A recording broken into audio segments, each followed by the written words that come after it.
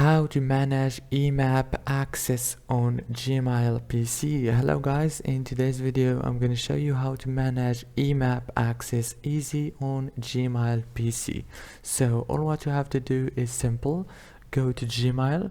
Now go to the top here and click on settings.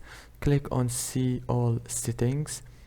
Now go to forwarding and pop IMAP option right here. Click on it and go down and you will find IMAP access.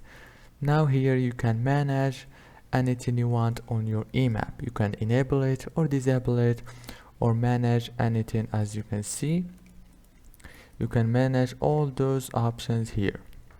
After you finish managing, click save changes and everything will be saved. Don't forget to like and subscribe. Thank you so much for watching.